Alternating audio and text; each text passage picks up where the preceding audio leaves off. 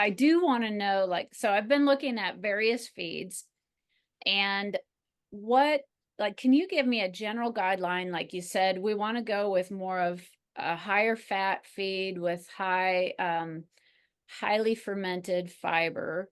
If I'm looking at fat content for performance horses, and then same thing like with protein, is there kind of an ideal range that maybe my futurity colt should be on versus, an older performance horse that's going pretty hard? What do you have some guidelines for that? Yeah, so it's a lot's going to depend on what the hay program looks like, but I can give some kind of general guidelines. So for a young, let's call it a young growing horse, which would even be your horses like your early futurity, like horses in training like 3 year olds and under. I typically like to look for, from a protein standpoint, I like to be in that 16% range. And then from a fat standpoint, I usually like to be in around the 10% range for fat on those. Now, I want to make sure that people understand it's all relative to feeding rate. So, feeding 8 pounds of a feed that's 16% protein is providing the same amount of protein as feeding 4 pounds of a 32% protein. So that's where I caution people not to get too hung up on protein, fat, and fiber when they're selecting their feeds. You really want to make sure that you're looking at the label and making sure that the feeding rate of that feed ends up meeting what that horse's daily needs are. And so that's where I encourage people to work with a nutrition consultant because they can run those numbers really fast and say, okay, if you're going to go with this option that's more concentrated in the fat and the protein, then you're not going to have to feed as much. Whereas if you go with a little bit lower protein and a lower fat, then that allows your feeding rate to be higher. And so, neither is good or bad. It all depends on what you're doing with your forage. So if you've got like really good forage and you've got plenty of it, then I'm going to lean into that lower feeding rate, higher protein, higher fat.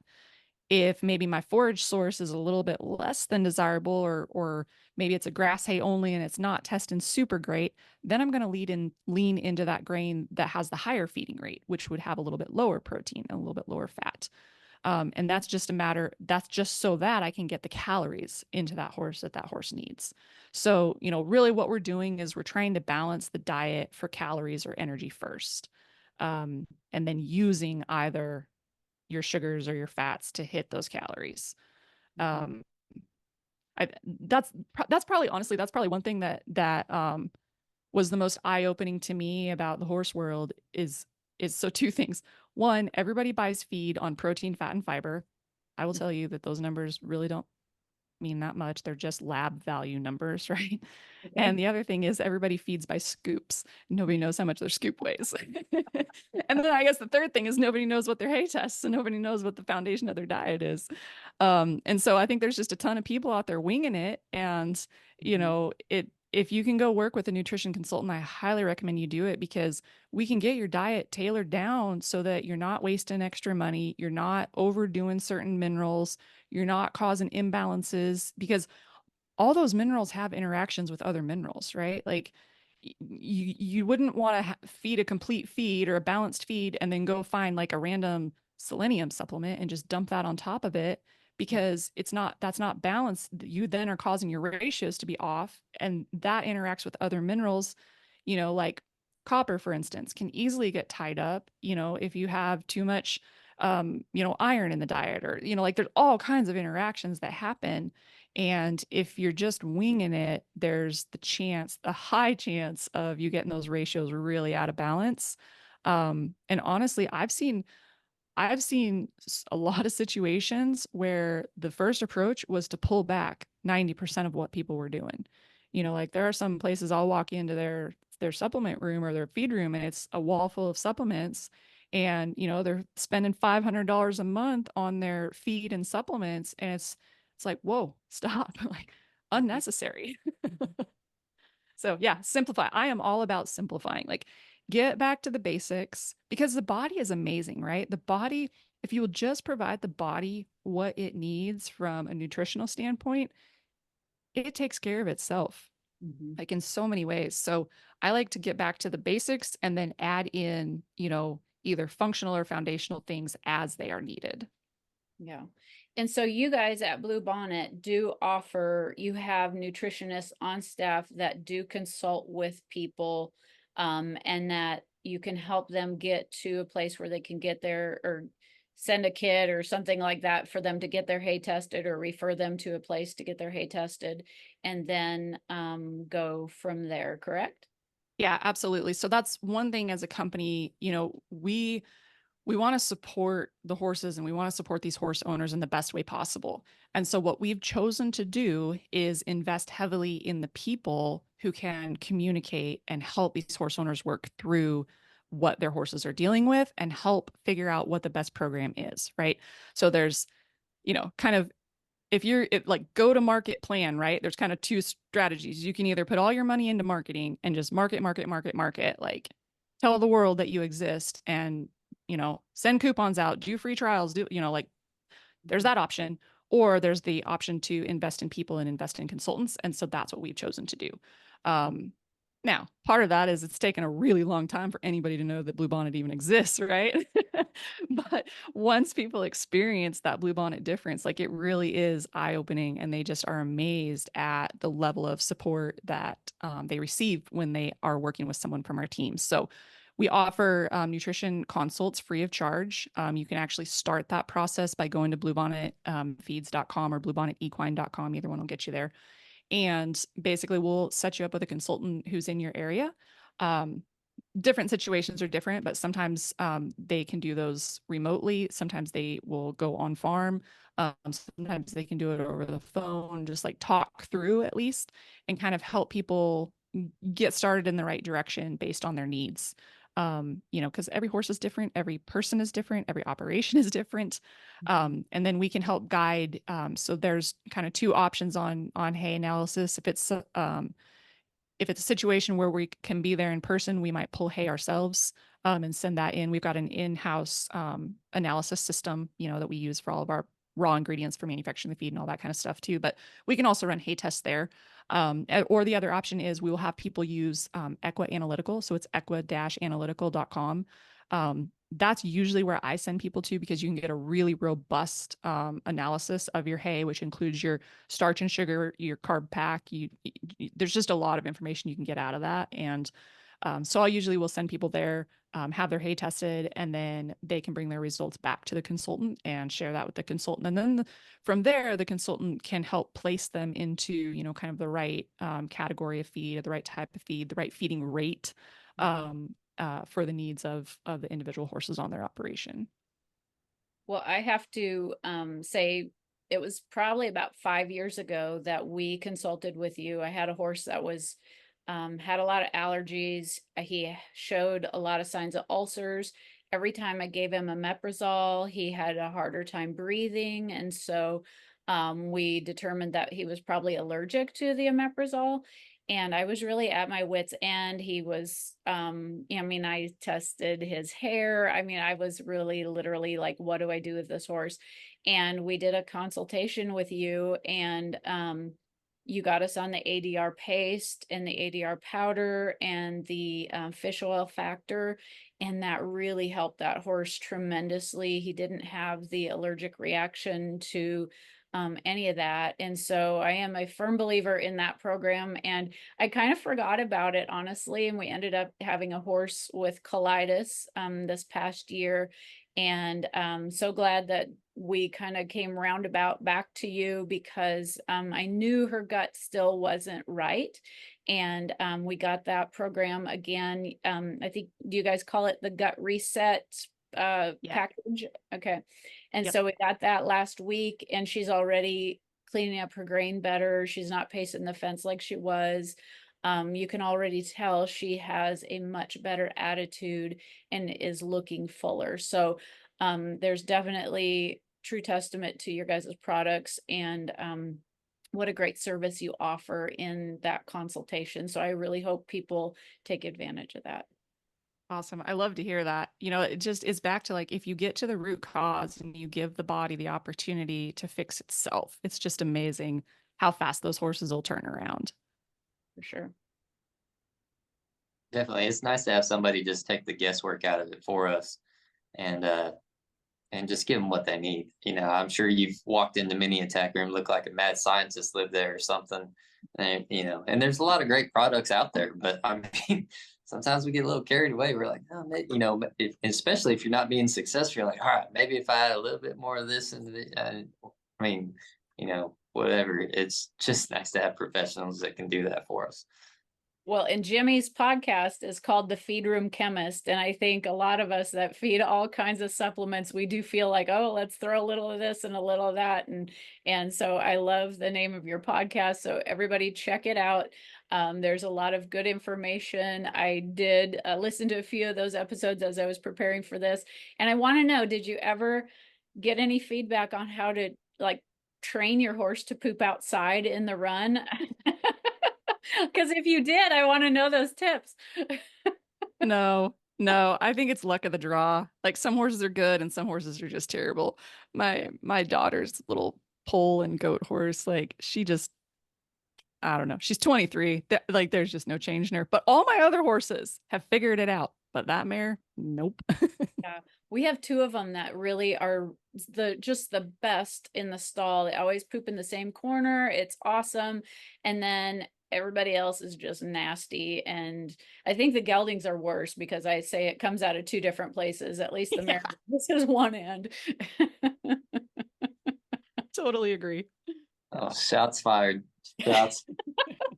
That'll get them Sorry. going. Building and air people. Can't wait for that in the comments.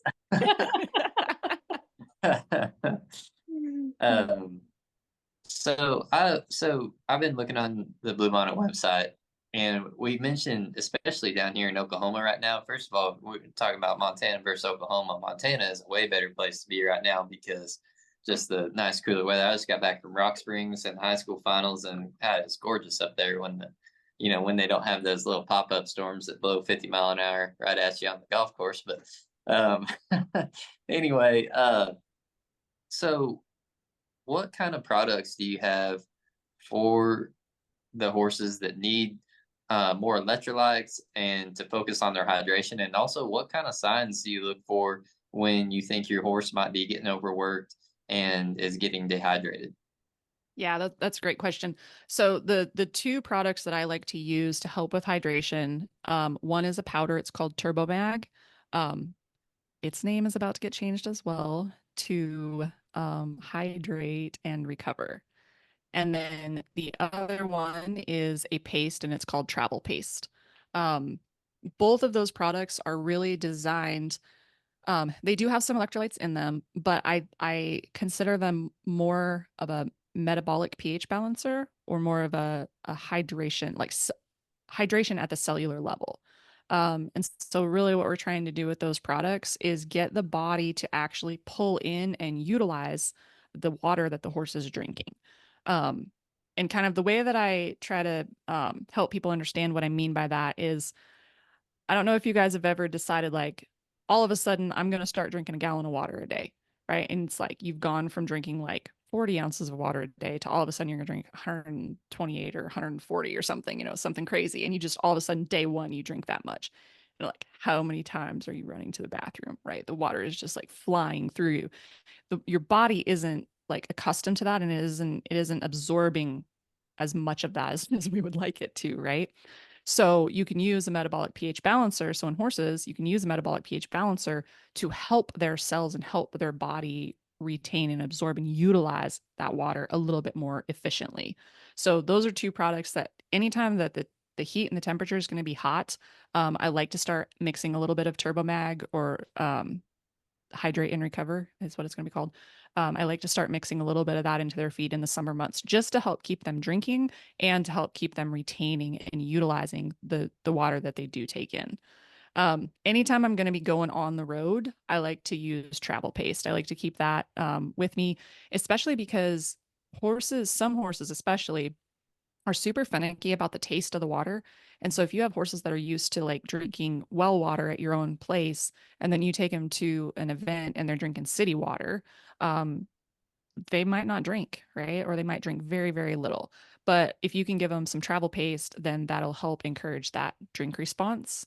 And so I like to use that. I also kind of another trick is I like to keep a tank of my own water on my horse trailer and, fill my horse's buckets out of our freshwater tank or out of a, water tank that you can haul with you, just to make 100% sure that my horses are going to like the taste of the water and not reject it, especially if I'm going somewhere for like one night or 2 nights. It's not a big deal to do that. But if you're on the road like for the summer, that's clearly not an option. So something like the Turbo Mag or the Travel Pace can help those horses tolerate the changes in water a lot better. And then just like visual signs, make sure your horse is sweating. That's one thing that I think more and more people are becoming aware of is this whole non-sweater, or anhydrosis is the more scientific term for it. But there's a lot of horses out there that they will get hot and they need to be sweating, but they don't sweat. And that's dangerous. So if you are in hot conditions and you notice that after working your horse, that horse is not sweating, that's a real serious problem that you need to be paying attention to.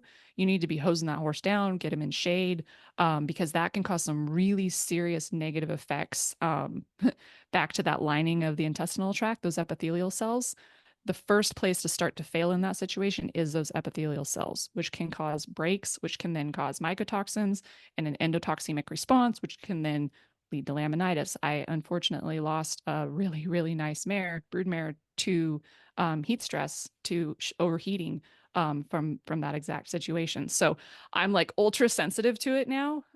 But that mare was not a good sweater, and she was actually from Nebraska, and I had bought her, and she spent her first summer in Oklahoma, and she did not tolerate the heat, and she wasn't sweating very well, and she ended up having a heat stroke. So that's something that I think is really important for people to be mindful of. And using things like the Travel Paste and Turbo Mag to help those horses drink and retain that water can help a lot. So when you're getting ready for a competition, when do you start to give the travel pace to them? Because I mean, like in athletes, we tell them if you are trying to hydrate the day of, you're way too late, And so, do you start giving it to them a couple days before, and then on the day of competition, when do you give it to them? Yep. So what I like to do, especially in the summertime, is I will put the horse on Turbomag daily because every day they're sweating, they're getting work, they're losing electrolytes. You need to keep them hydrated. And then on show days, I'll do the travel paste. So it's kind of like a double up on those show days in the summertime or in those really peak heat seasons. Just like before you leave, or Yeah. So I'll do like I might do the travel pace the night before I leave, and then, maybe half a dose in the morning and half a dose at night each day that I'm on the road. electrolytes are so important. And so, you see those athletes that walk around with big gallon jugs or whatever, and some of them are so intense, like you said at the beginning, that they just like waste all of their nutrients. They just flush it all out, and then they cramp anyway because they don't have any electrolytes to help them out. And so, I think that does get missed in horses and in people, the importance of having a good electrolyte, especially in these extreme conditions. Absolutely. Well, and one other thing is I encourage people to always put plain white salt in their horse's grain. So there's no way from a nutritionist formulation standpoint for us to put the appropriate amount of salt into a feed to meet every class's needs and to meet every geographical region's needs in terms of electrolyte and salt loss. So we encourage people, there's kind of a base level of sodium and chloride that's built into feeds, but we encourage people to add plain white salt on top of the feed and then increase that during the really hot months. Excellent. And is there a reason why the plain white salt versus like a rock salt, or some, I assume it's so you don't get your minerals out of balance, or Yeah, so there's this whole concept of like trace mineral salt is one of those things that I would put in like the really good marketing category. There's no way that a horse can physically consume enough of a trace mineral salt each day to truly meet trace mineral needs. So it really is more of just like a marketing thing.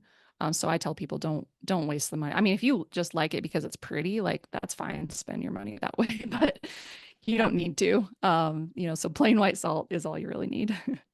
okay, perfect. Jamie, I know we kept you for a lot of your time, and I don't know how much time you have left, but if you have time, could you touch on the beet pulp feeds that you guys have? and tell us Sure. about, like just the philosophy behind beet pulp feeds and feeding that, and what horses would benefit the most from it. Absolutely. So way back at the beginning of the episode, I mentioned the term fermentable fibers.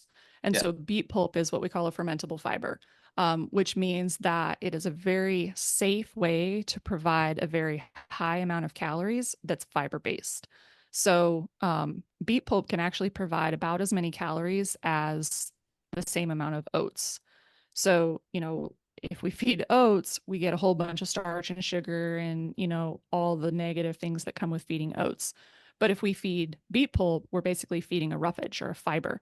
And so we don't get all of those negatives in terms of like sharp spikes in glucose and the insulinemic response and all of those peaks and valleys and, the sugar high and then the crash and all of that. So beet pulp is a more stable, constant supply of energy. And it's very easy to digest. So we use beet pulp in feeds that are designed for senior horses, and in feeds that are designed for horses that are dealing with digestive issues like leaky gut or hindgut dysbiosis. So one of my favorite beet pulp based feeds is called Equine Pro Care. Um, I use that feed often when I'm dealing with a horse that has leaky gut or suspected leaky gut or dysbiosis, because the pectins in the beet pulp are really beneficial. Like the microbes that live in the horse's hindgut love beet pulp. And so it's just like supporting that community, the beneficial community to the max when you can provide beet pulp to them. And then not to mention that particular feed has got some of these extras like the butyric acid and the chromium and these other things that I had mentioned earlier about, being able to really support that epithelial lining, support the buffering capacity of the stomach, and just help support all three areas of the digestive tract. So yeah, beet pulp is one of those that I really like for horses that are struggling digestively and just like need more energy, but don't necessarily need the starches and the sugars. Yeah, that's really helpful. That can um, be a good alternative for oats or horses with certain allergies that don't get along with those types of feeds. So Mhm.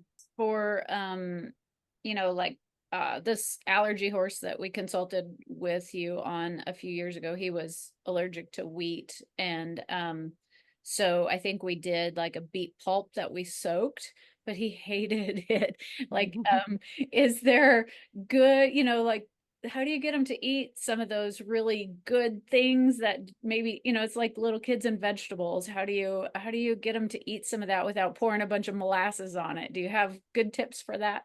Yeah, so that's one of the challenges as a nutritionist, as a formulator, is figuring out, okay, I've got all of these really beneficial ingredients that this horse, can benefit from, but you got to figure out how to get him to eat it, and you got to figure out how to get him to eat it without adding a whole bunch of sugar.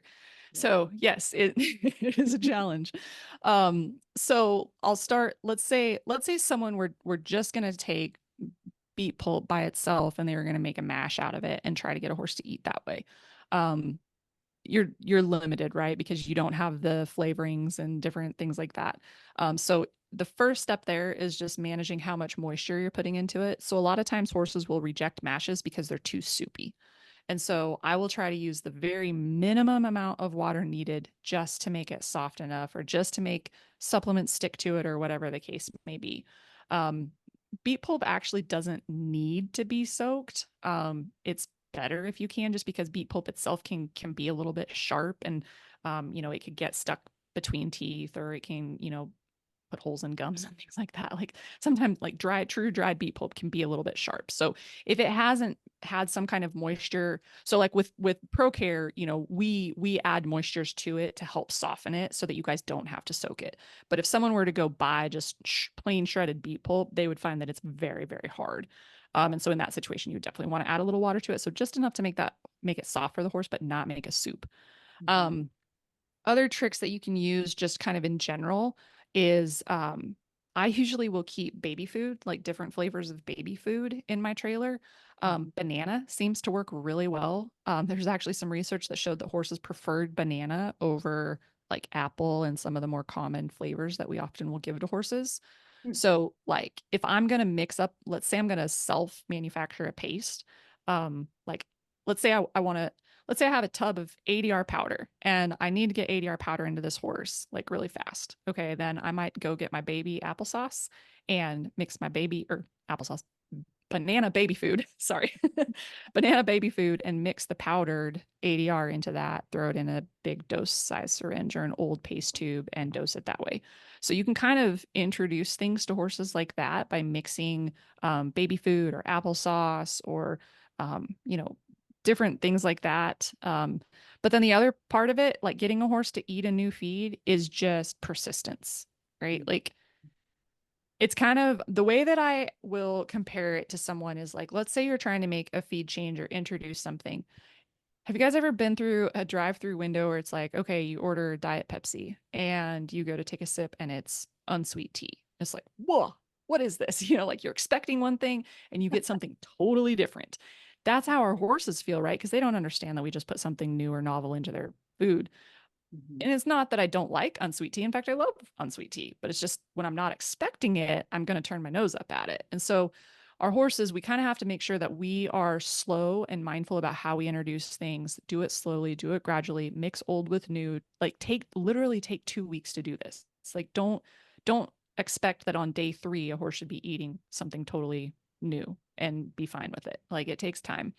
And then it also, if you're going, let's say your horse has been an oats horse or a sweet feed horse, and you're trying to transition into something that's higher in fat, higher in fiber, and pelleted. Okay. That's like taking a kid from, Fruity Pebbles and Fruit Loops every morning to plain old Cheerios, right? They're not going to like it. And so you have to be the parent here. You have to be persistent and say, no, you're eating the Cheerios. This is what you get.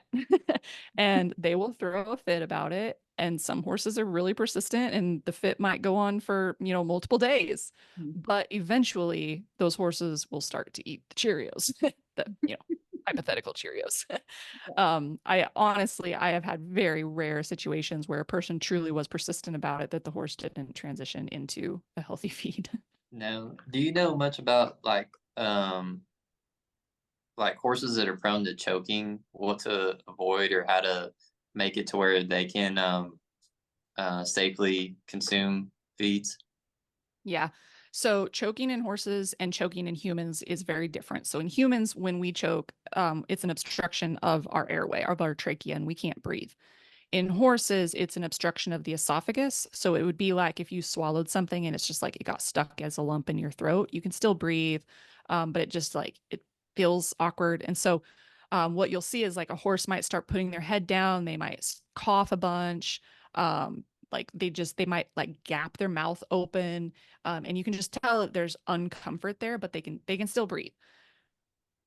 Worst case, or like as that progresses, if they are not able to move that bolus down on their own, that blockage then will create fluids that when that horse lowers their nose, those fluids will then come back out their nose. So if you notice that a horse is walking around with their head hung down and they've got, green stuff basically running out of their nose and they keep gapping their mouth or they keep coughing, that's a pretty good indication that that horse is choking.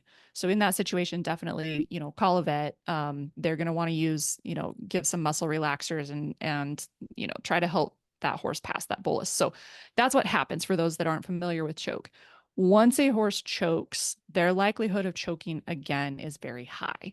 So especially if there was any kind of like abrasion that happened in that esophagus, there can be scar tissue that then develops. And if it happens, then again, more scar tissue. And so, as you can imagine, that's just going to cause like this rough spot in the esophagus that can lead to future problems. So, really, it's best to prevent choke if you can in the first place. So there's several things actually that you can do. Number one, dental management of your horses first and foremost. Um, One of the reasons that horses will choke is because they're not physically able to masticate or to chew and break down the forage or the food that they're trying to eat. Um, the other piece is making sure that they don't feel like they're in competition to consume their food as fast as possible. So the best way for a horse to eat is slow and methodical and take their time. So if you've got, 3 horses in the same pen and you feed them all at once and they're bolting their feed, eating it as fast as they can, that's a situation where they're probably swallowing that food when it's still too dry. Like they haven't produced enough saliva to mix with it to swallow it clean. So if you can separate horses, especially aggressive horses or aggressive eaters, to help slow them down, that's smart. The other thing that you can do is feed at ground level in a big pan, like a big rubber tub or something. Don't feed in a small bucket.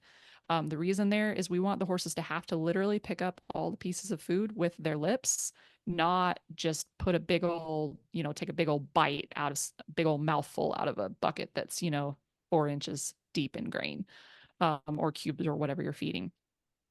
So I will put smooth rocks or little salt bricks in those big tubs, so that those horses have to eat around those rocks or eat around those salt bricks. Just basically anything you can do to force that horse to have to take little tiny bites at a time. That forces them then to have to salivate more and chew more, smaller particle size, lubricated. It all works out a lot better. And then worst case scenario, so like as horses age, their teeth age out. And so ultimately the limiting factor in a horse staying alive really is being able to get nutrition in them once their teeth expire. So before they completely lose their teeth will get worn down basically like marbles. And it's just a totally smooth surface. They can't hardly grind or chew anything. That's when horses will start to choke. So, like your really old horses, that's why you start to see them choke. So, those horses then would be in a place in life where they would need to be moved over to a fully pelleted forage program. So, you can use alfalfa pellets, is usually what I will use. And I do put water in those a little bit. And again, back to this like moisture management situation, put just enough to make them soft, not enough to be soupy, because like you mentioned, Becky, some horses just don't love to drink soup. So, but yeah, there's definitely a point in every horse's life, if they live long enough, that they will not be able to utilize hay. And it's just because the fiber length is too long and their teeth are just physically not able to grind it in a way that they can use.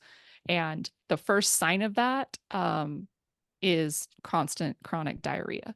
So if you've got an old horse that maybe is struggling, like when they go on hay, or if they're eating dormant grass or like late summer grasses that are starting to get kind of dried up, and you notice that they just like constantly have diarrhea, runny, poopy butt, that's a pretty good indication that their teeth are probably not grinding that forage down enough, and it's causing irritation in the digestive tract. Could be causing some leaky gut as well, but that irritation is allowing some fluids back into the digestive tract. Those tight junctions are likely separating a little bit, allowing some fluids back in, and soon you end up with this like constant diarrhea situation.